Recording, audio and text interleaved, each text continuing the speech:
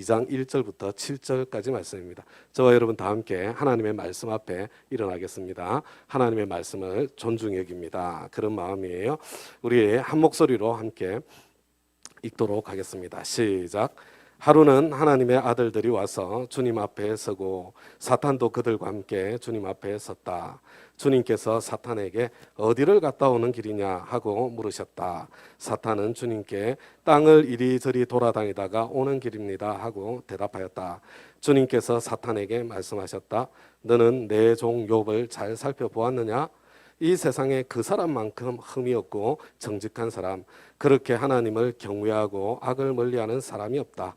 내가 나를 부추겨서 공연히 그를 해치려고 하였지만 그는 여전히 자기의 온전함을 굳게 지키고 있지 않느냐.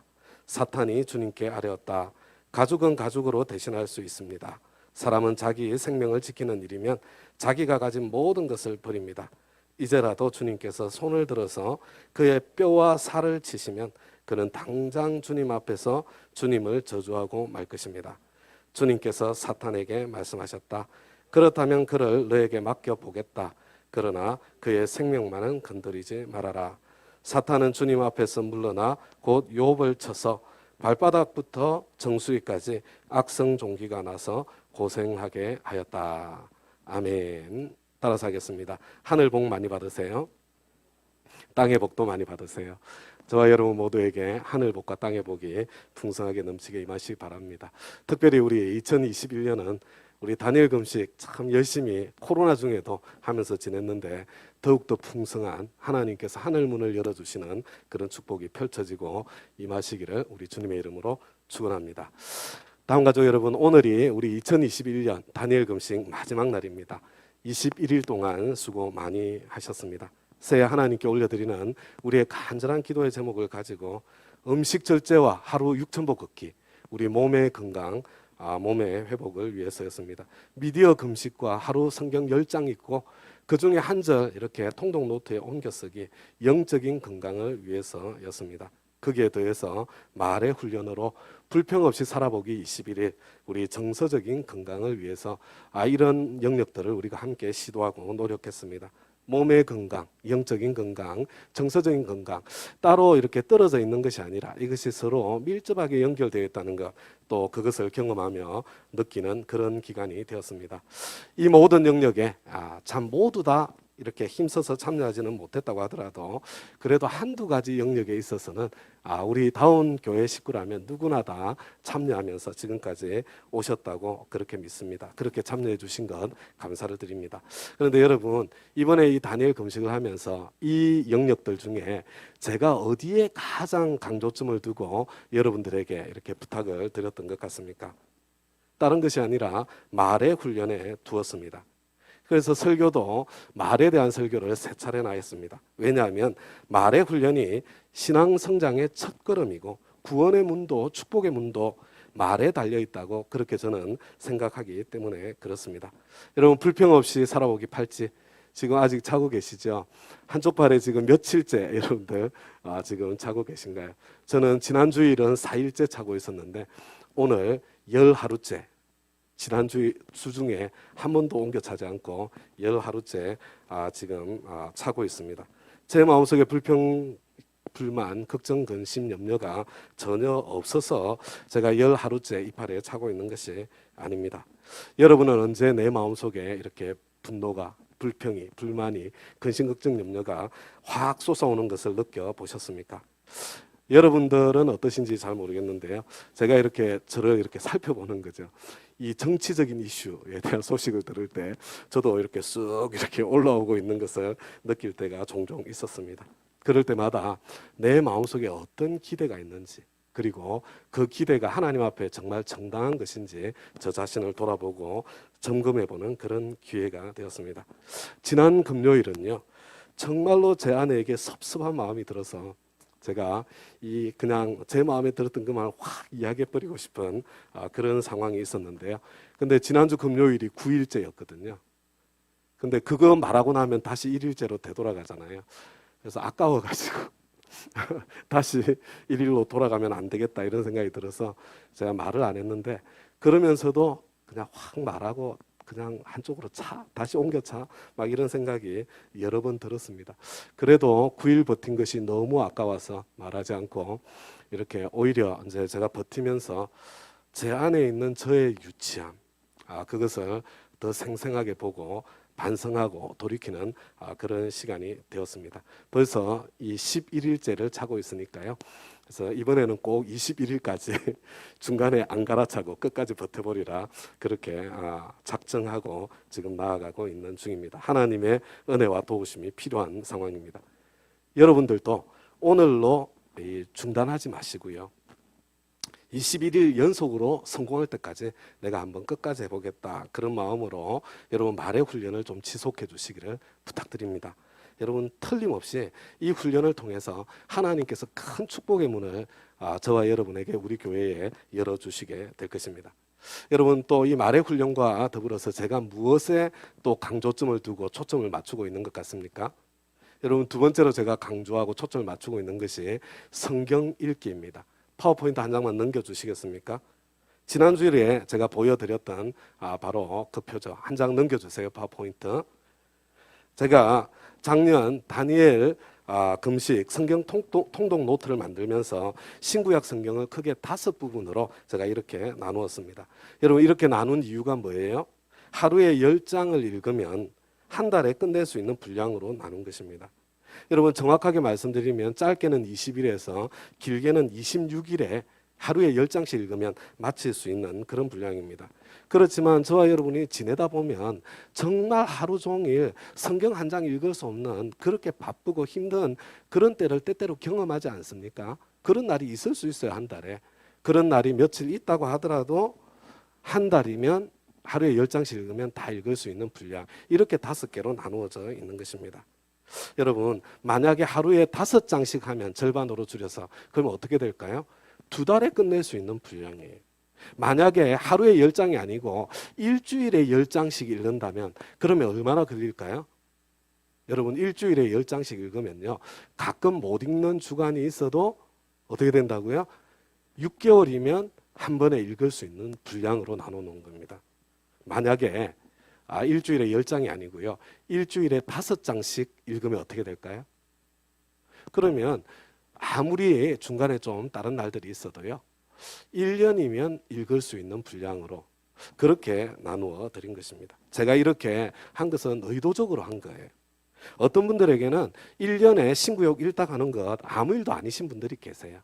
그런데 어떤 분들에게는요 1년에 신구역 읽도 간다는 게 정말 힘드신 분들이 있습니다. 그러나 여러분 5년에 일독 하는 거는 하실 수 있지 않겠어요?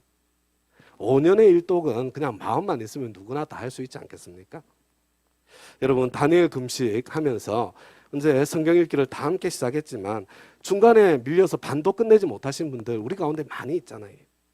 그러나 포기하지 마시기를 부탁드립니다. 그냥 금년에 기왕에 내가 창세기부터 룻기까지 성경 다니엘 금식 성경 통독 노트 한 권은 쓰기로 결심을 했으니까 내가 이거는 끝까지 쓰고 마치자. 여러분 그렇게 좀 마음을 먹어주세요. 그러면 어떻게 돼요? 이것만 해도 5년이면 성경 신구약 일독하게 되어 있습니다. 혹시 여러분들 가운데 아직 나는 시작도 안 했다. 사실 작년 12월 달부터 주일 광고를 통해서 계속 광고한 내용이거든요. 지금 2달째 광고하고 있는 내용이잖아요. 나는 근데 아직 시작도 안 했다. 혹시 그런 분들 계십니까? 만약에 그렇다면 여러분 그것은 교회에 대한 무시입니다. 그것은 담임 목사에 대한 무시예요. 그것은 하나님에 대한 무시입니다. 절대로 하나님의 축복이 임할 수 있는 그런 태도는 아닙니다. 아무리 상황이 어려워도 이게 공동체적으로 전 교회가 이렇게 광고하고 부탁을 드리면 그래도 시작은 한번 해야 정상이지. 여러분 지금도 늦지 않았습니다. 지금이라도 시작하셔서 내가 1년에 한 권 정도는 끝내겠다. 창세기 룻기 하루에 한 장씩 읽어서 끝내겠다. 그렇게 한번 결심해 주시기를 부탁을 드립니다. 매일 10장씩 꾸준히 읽어오신 분들 그죠? 아직 룻기까지 안 끝났어요. 그죠? 며칠 4일 더해서 룻기까지 끝내시고 교회에서 준비한 선물 받으시기를 바랍니다. 그리고 난 뒤에 내친 김에 이번에 금년에 신구약 1독까지 맞춰보자 그렇게 결심하셔서 여러분 그래서 신구약 1독을 다 맞추면 어떻게 돼요? 신앙위원회에서 준비한 또 선물이 기다리고 있습니다. 그 선물도 받으시기를 부탁드립니다. 그런데 성경 읽기만 해서는 안 되고요. 성경 읽고 한 장에 여러 절 안 써도 돼요. 그냥 내 마음에 와닿은 한 절만 뺏겨서 옮겨 쓰는 겁니다. 그렇게 마치시고 이제 신구약 1독은 5권을 내시는 거예요. 그렇게 해서 우리 참 한번 말씀에 깊이 들어가 보시면 좋겠습니다.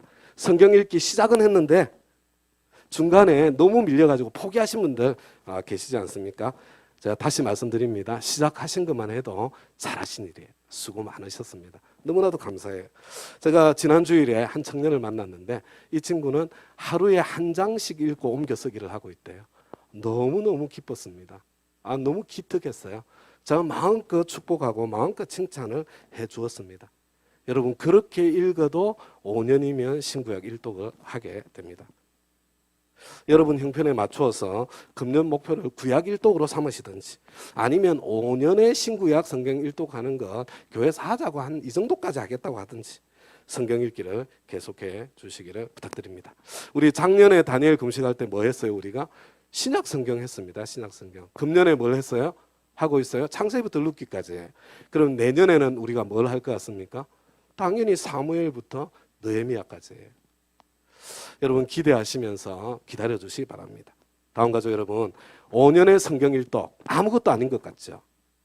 그러나 성실하게 우리 교회에서 30년 신앙생활 하시면 신구약 성경 6번은 통독하게 되는 거예요.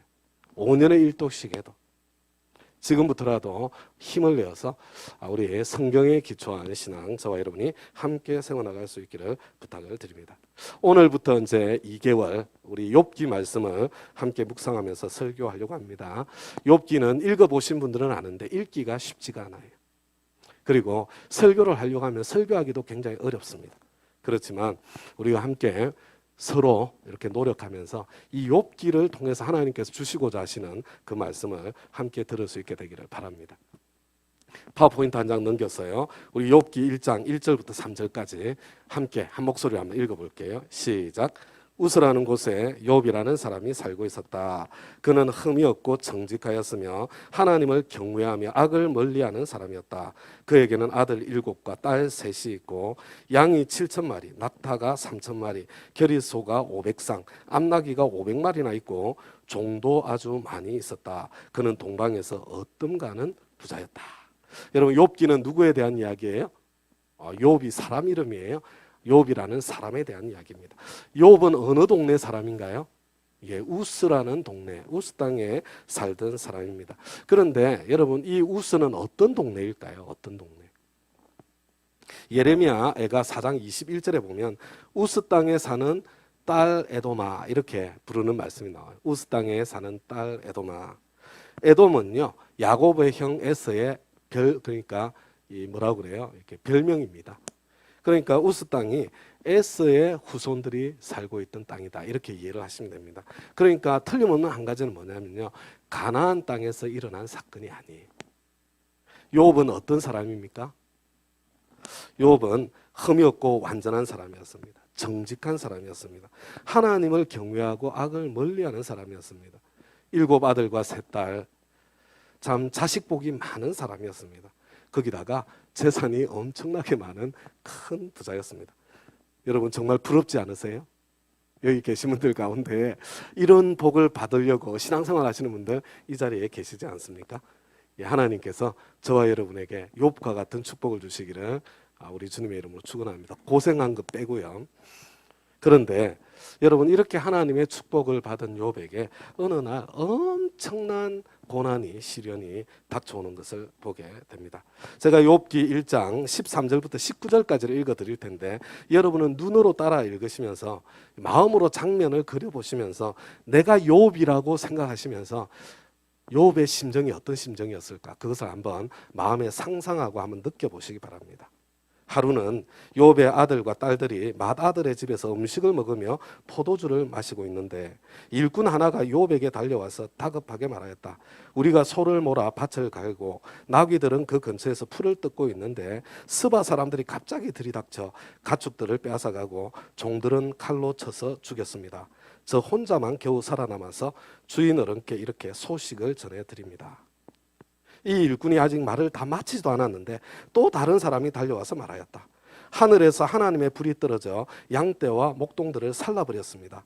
저 혼자만 겨우 살아남아서 주인 어른께 이렇게 소식을 전해드립니다. 이 사람도 아직 말을 다 마치지도 않았는데 또 다른 사람이 달려와서 말하였다. 갈대아 사람 세 무리가 갑자기 낙타떼에게 달려들어서 모두 끌어가고 종들을 칼로 쳐서 죽였습니다. 저 혼자만 겨우 살아남아서 주인 어른께 이렇게 소식을 전해드립니다. 이 사람도 아직 말을 다 마치지 않았는데 또 다른 사람이 달려와서 말하였다. 주인 어른의 아드님과 따님들이 큰 아드님 댁에서 한창 음식을 먹으며 포도주를 마시는데 갑자기 광야에서 강풍이 불어와서 그 집 내 모퉁이를 내리쳤고 집이 무너졌습니다. 그때 젊은 사람들이 그 속에 깔려서 모두 죽었습니다. 저 혼자만 겨우 살아남아서 주인 어른께 이렇게 소식을 전해드립니다. 한순간에 모든 것이 다 날아가 버렸습니다. 소와 나귀가 스바 사람의 손에, 양과 종들이 하늘에서 떨어진 번개에, 낙타는 갈대아 사람들의 손에, 그리고 10자녀들은 돌풍에 집이 무너져서 그 무너진 집에 깔려서 다 죽고 말았습니다. 재산도 자식도 다 날아가 버렸습니다. 이 사람도 아직 다 말을 마치지 않았는데 또 엎친 데 덮친 격으로 한 가지 소식만 들어서도 그 충격을 말로 다 못했을 텐데 점점 더 충격적인 소식이 또 오고 또 덮쳐오는 그런 상황입니다. 저와 여러분의 인생에도 이런 경우가 때때로 있습니다.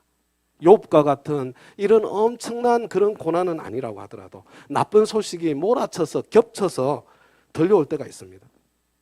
나쁜 일들은 주로 겹쳐서 저와 여러분을 덮쳐오는 것 같습니다. 여러분, 그런 때 저와 여러분은 어떻게 반응했습니까? 그런 일이 닥쳐온다면 저와 여러분은 어떻게 반응하시겠습니까? 욥은 이런 상황 속에 어떻게 반응하고 있습니까? 우리 욥기 1장 20절부터 22절까지 말씀 우리 다 같이 한번 읽어보도록 하겠습니다. 시작. 이때 욥은 일어나 슬퍼하며 겉옷을 찢고 머리털을 민 다음에 머리를 땅에 대고 엎드려 경배하면서 이렇게 말하였다. 모태에서 빈손으로 태어났으니 죽을 때에도 빈손으로 돌아갈 것입니다. 주신 분도 주님이시요 가져가신 분도 주님이시니 주님의 이름을 찬양할 뿐입니다. 이렇게 욥은 이 모든 어려움을 당하고서도 죄를 짓지 않았으며 어리석게 하나님을 원망하지도 않았다. 욥은 슬펐습니다. 욥은 가슴이 아팠습니다. 재산 날아가 버린 것이야. 또 어떻게 해볼 수 있는 가능성이라도 있는데 금지옥엽 길러왔던 10자녀들이 내 힘이요 내 자랑이었던 10자식이 한순간에 그것도 비참하게 깔려서 죽어버리고 말았습니다. 겉옷을 찢고 머리털을 밀고 슬퍼하면서도 그런데 이 욥이라는 사람은 하나님께 예배하면서 내가 모태에서 빈손으로 나왔으니 죽을 때에도 빈손으로 돌아갈 것입니다. 주신 분도 주님이시니 가져가신 분 주님이신 것 내가 받아들여야죠. 나는 주님을 찬양할 뿐입니다. Why me? 도대체 저에게 왜 이러십니까?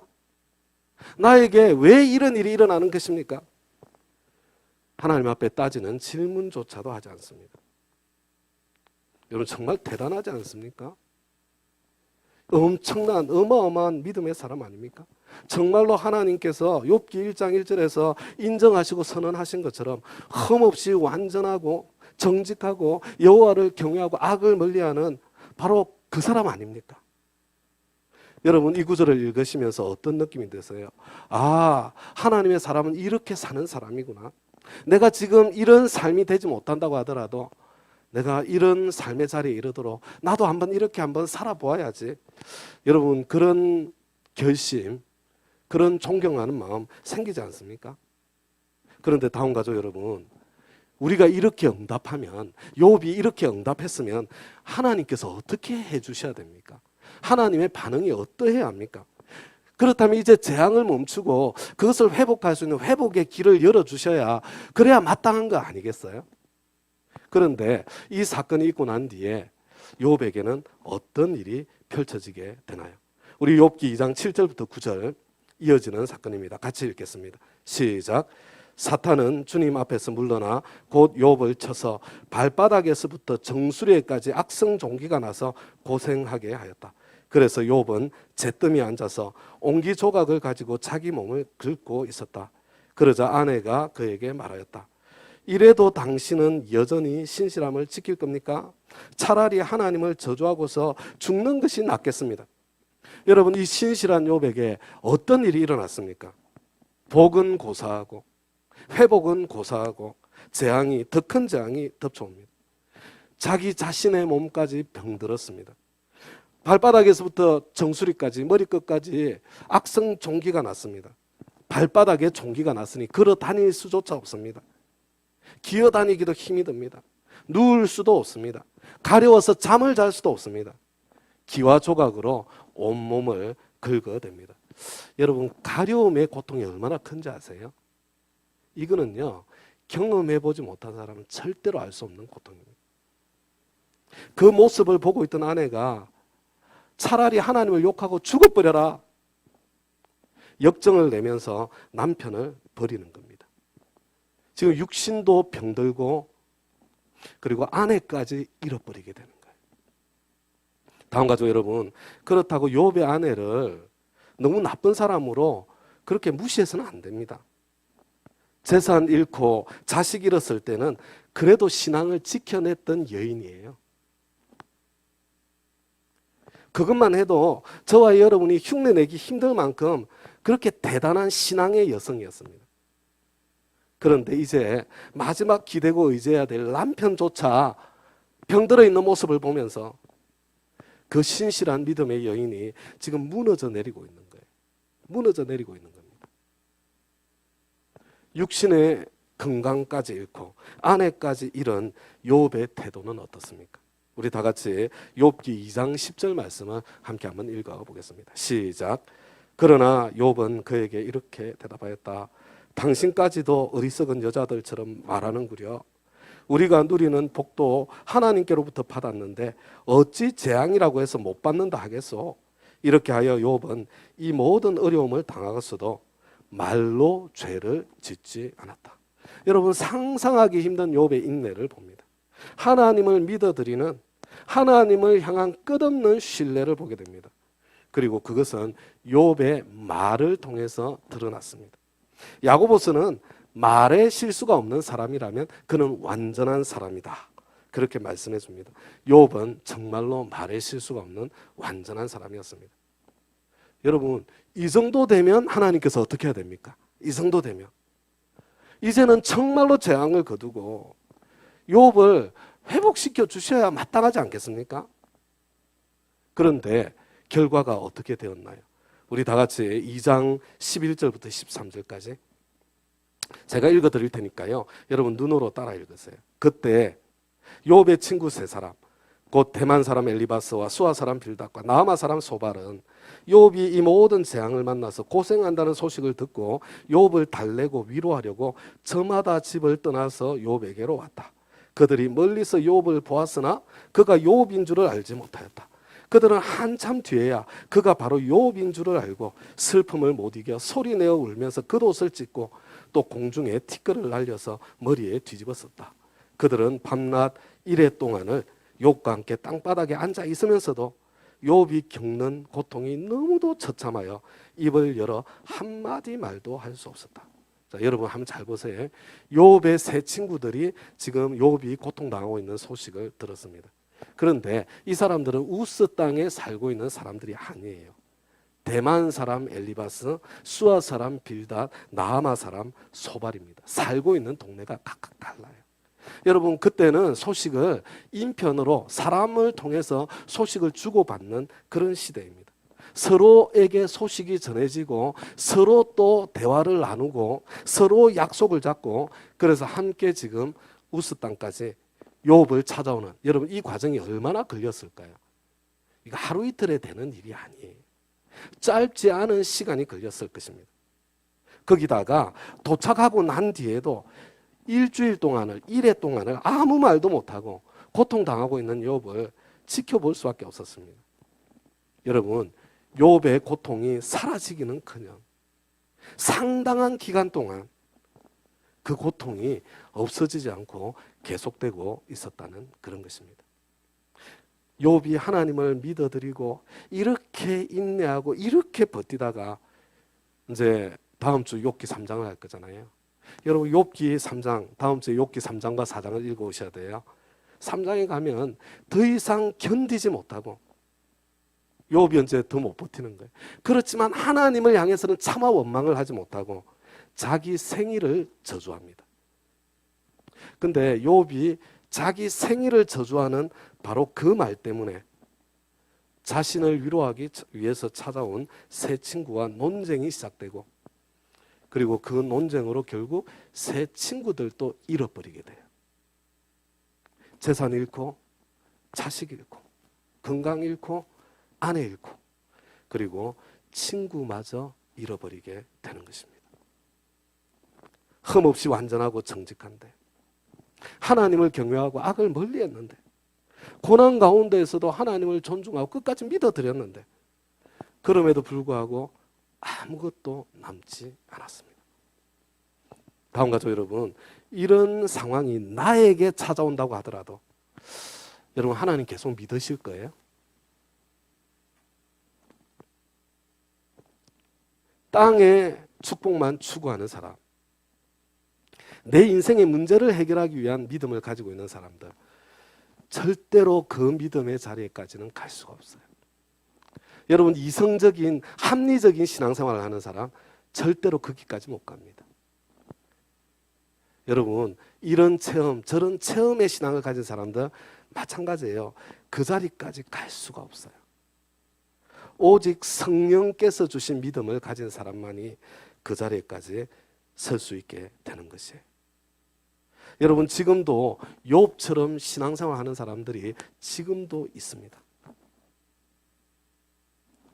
아무런 소망도 보이지 않는 상황 속에서 기다리고 있는 것은 오직 죽음밖에 없는 상황 속에서 오직 죽음만이 나에게 쉼을 줄 수 있을 것 같은데, 그러나 자살은 할 수 없잖아요. 하나님을 믿는 사람이. 그래서 하나님께서 나에게 주실 죽음의 날을 사모하면서 기다리며 그렇게 신앙생활하는 사람들이 여러분 지금 이 시대에도 있어요. 여러분 바로 가까이에 있습니다. 우리 북녘 땅에 우리 동포들 가운데 그렇게 신앙생활하는 사람들이 지금도 있다니까요. 저와 여러분에게도 이런 때가 찾아올 수 있습니다. 그러나 그 구체적인 내용은 제가 다음에 좀 살펴보고 나누려고 하고요. 오늘 저와 여러분이 함께 생각해 보려고 하는 건 뭐냐면요. 도대체 왜 욥에게 이런 일이 일어났는가? 그것을 한번 생각해 보고 싶은 거예요. 다 같이 욥기 1장 6절부터 12절까지 말씀 우리 한 절씩 교대로 읽어보겠습니다. 하루는 하나님의 아들들이 와서 주님 앞에 섰는데 사탄도 그들과 함께 서 있었다.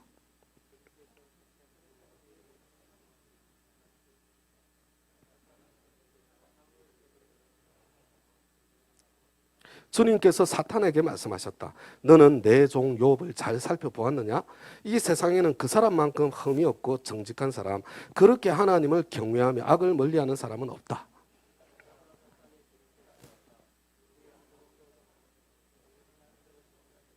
주님께서 그와 그의 집과 그가 가진 모든 것을 울타리로 감싸주시고 그가 하는 일이면 무엇에나 복을 주셔서 그의 소유를 온 땅에 넘치게 하지 않으셨습니까?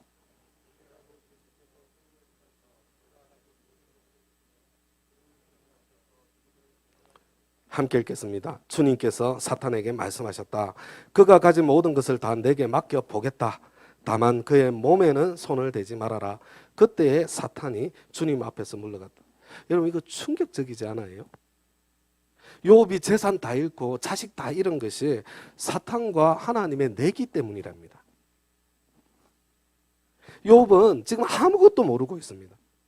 그러나 욥은 재산 잃고 자식 다 잃었을 때 그때도 믿음을 지켜서 하나님께서 사탄과의 내기에 이기신 거예요. 여러분, 하나님께서 내기에 이기셨으면 여기서 끝내주셔야 되는 거 아닙니까?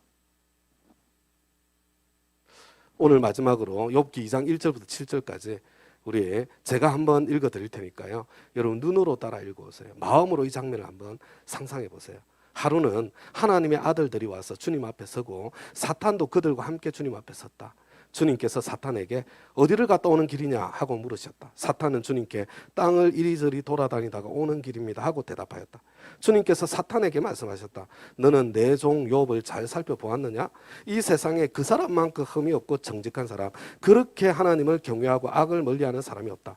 내가 나를 부추겨서 공연히 그를 해치려고 하였지만 그는 여전히 자기의 온전함을 굳게 지키고 있지 않느냐? 사탄이 주님께 아뢰었다.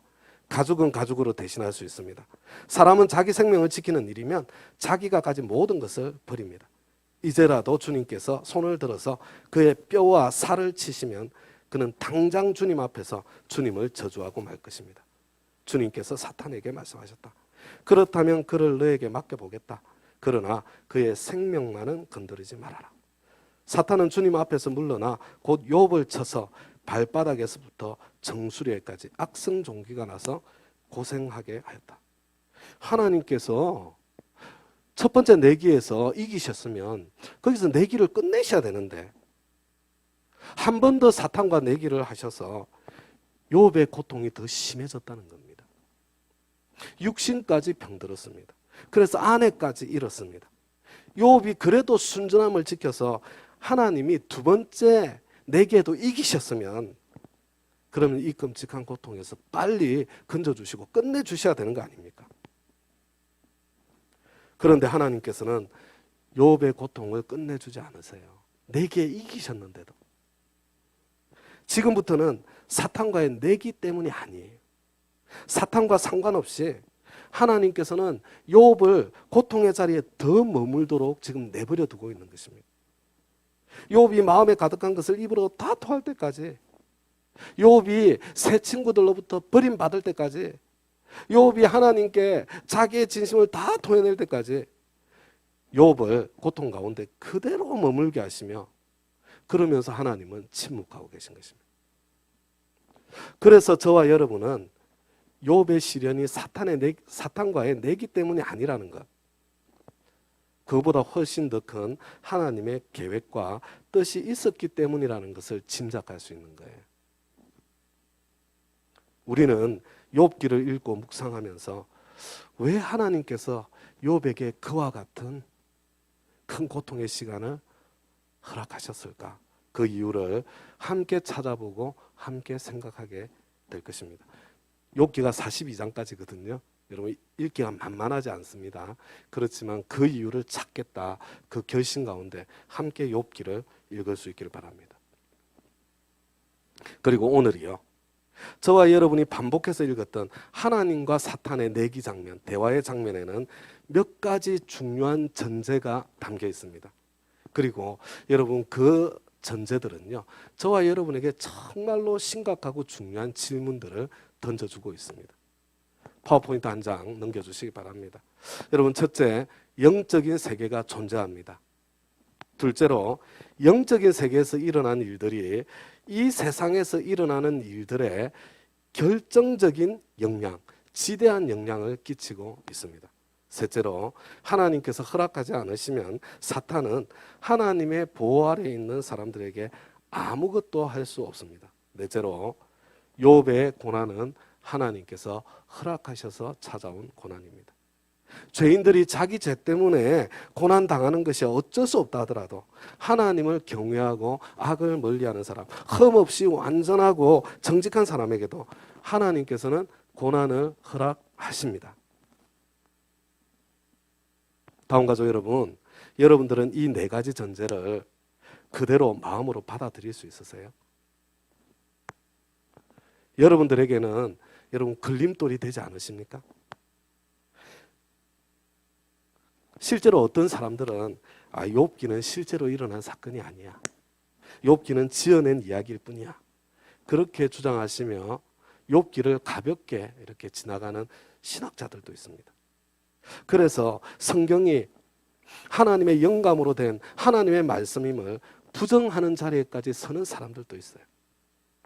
여러분, 그러면요, 욥기를 통해서 주시는 하나님의 메시지를 받을 수가 없습니다. 저와 여러분에게는 어디에서부터 걸림이 되고 어디에서부터 거치는 반석이 되세요? 첫째, 영적인 세계를 인정하십니까? 영적인 세계가 눈에 보이지 않기 때문에, 그리고 한 번도 나는 영적인 세계를 경험해보지 못했으니까 나는 영적인 세계를 인정할 수 없다, 그런 분들 혹시 있으세요? 시작도 못하신 거예요. 이 영적인 신앙생활의 시작도 못하신 분들입니다. 그러나 저와 여러분의 삶에는 눈에 보이지 않아도 한 번도 경험해보지 못했음에도 이미 인정하고 살아갈 수밖에 없는 그런 영역들이 얼마나 많이 있습니까? 눈에 보이지 않는 영적인 세계를 인정할 수 없는, 인정하기 힘든 여러 가지 이유를 댈 수 있지만 동시에 그런 세계를 인정할 수밖에 없는 그런 이유도 많이 있지 않습니까? 다음과 같이 여러분, 이 믿음이라는 단어는요, 원래 100% 증명할 수 없을 때에 사용하는 단어입니다. 여러분, 100% 증명할 수 있으면 믿음이라는 단어를 안 써요. 그때 믿는 게 아닙니다. 증명이 되는 것은 아는 거예요. 믿음의 세계는 저와 여러분이 100% 증명할 수 없는 것이기 때문에, 그래서 믿음은 선택하는 것이고 결정하는 것이고, 믿음의 삶에는 반드시 모험이, 리스크가 함께 담겨 있을 수밖에 없는 것입니다. 혹시 영적인 세계를 인정하지 못하는 것이 아니라 인정하기 싫은 것은 아닌지 나 자신을 돌아봐야 될 겁니다. 둘째로요, 우리가 살고 있는 이 세상의 일들이 영적 세계의 깊은 영향력 아래에 있다는 것, 영적 세계가 결정적인 영향력을 끼친다는 것, 이거 인정하십니까? 눈에 보이지 않는 바이러스나 세균이, 눈에 보이지 않는 환경 호르몬이, 눈에 보이지 않는 방사선 물질이 얼마나 우리의 건강에, 그리고 이 세상에 일어나는 일에 얼마나 엄청난 영향을 끼치고 있는지 이미 알고 계시지 않습니까? 코로나19로 인해서 우리는 그것을 얼마나 절실하게 뼈저리게 경험하고 있습니까? 이것과 마찬가지로 우리 눈에 보이지는 않지만 영적인 세계가 실제로 존재하고 영적인 세계가 끼치는 영향력, 그 절대적인 영향이 있을 수도 있을 것 같지 않으세요? 가능성은 열려 있잖아요. 그냥 무시해버릴 것이 아니라 한번 관심을 가지고 실험은 한번 해볼 수 있지 않겠습니까? 영적인 세계가 현실의 삶에 절대적인 영향을 끼치는지 그렇지 않는지 우리가 어떻게 실험해 볼 수 있을까요? 여러분, 이 기도라는 거 있잖아요. 이 기도는요, 하나님께서 주신 영적인 실험 장치입니다. 다음 가족 여러분, 성경은 계약서입니다. 하나님과 우리와의 관계는 언약 관계예요. 내가 할 나의 도리를 하면서 기도하는 거예요. 언약에 따라 내가 해야 될 나의 도리를 하면서 기도하면 하나님께서는 성경에 약속한 응답을 반드시 주시게 되어 있습니다. 그래서 성경을 읽고 성경을 공부하고 그 성경을 붙잡고 기도하는 실험을 해야 하는 것입니다.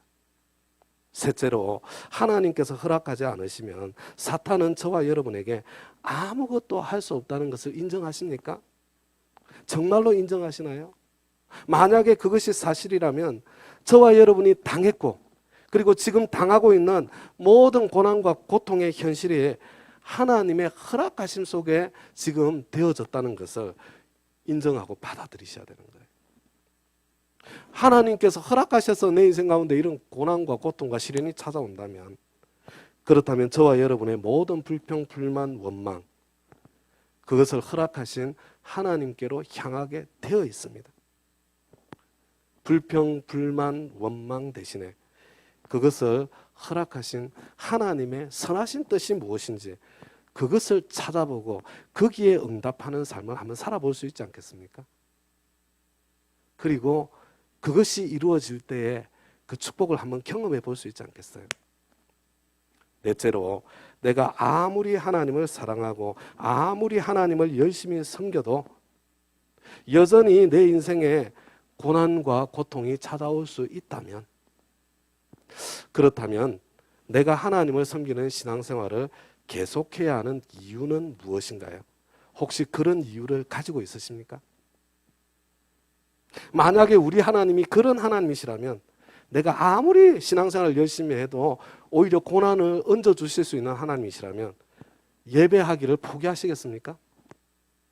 그런 하나님이라고 하더라도 그 허락하신 고난에 하나님의 더 선하신 뜻이 담겨 있다는 것을 믿고 끝까지 하나님을 한번 섬겨보시겠습니까? 욥의 고난에 담겨 있는 하나님의 선하신 뜻은 도대체 무엇일까요? 여러분은 조금 전에 이야기한 전제 첫째, 둘째, 셋째, 넷째 어디까지 해결되셨고 어디에서부터 지금 내 삶의 걸림돌이 되고 있습니까? 어디에서부터 내 마음이 거북하고 불편해지고 있으십니까? 오늘은 질문만 던져드리고 설교를 마치려고 합니다. 우리가 욥기를 함께 읽어나가는 중에 그 대답이 찾아지기를 바랍니다. 진짜 대답은 욥기 42장에 가서야 들을 수 있게 될 것입니다. 하나님의 대답이 무엇인지 궁금하지 않으세요? 함께 열심히 욥기를 읽고 묵상하면서 하나님의 대답을 함께 찾아볼 수 있기를 바랍니다. 여러분 욥기 안 읽어보신 분들은 읽으면 되게 힘들어요. 그래도 한번 실험해 볼 가치가 있는 것 같잖아요. 다음 주일에는 최소한 3장과 4장, 1장, 2장 안 읽으신 분들은 1장부터 4장까지 내가 좀 읽고 예배에 참여하겠다. 그런 마음으로 오시면 정말 감사하겠습니다. 저와 여러분의 신앙생활의 여정에 이성에 근거한, 합리에 근거한 믿음도 체험에 근거한 믿음도 결국 무너질 수밖에 없는 그런 지점을 만날 수 있습니다. 만나게 될 것입니다. 성령의 믿음, 살아계신 하나님께서 직접 만나주시는 믿음, 결코 무너질 수 없는 믿음, 욥기를 묵상하는 중에 그런 믿음을 저와 여러분 모두 선물로 받게 되기를 우리 주님의 이름으로 축원합니다. 구원받는 믿음하고 좀 다른 믿음이에요. 이 믿음은 그런 소망을 가지고 기도하는 마음으로 다 함께 자리에서 일어나셔서 내게 허락하신 시련을 통해 우리 기도하는 마음을 담아서 우리 하나님 앞에 찬양하겠습니다. 2번 했으면 좋겠어요. 내게 허락하신 시련을 통해.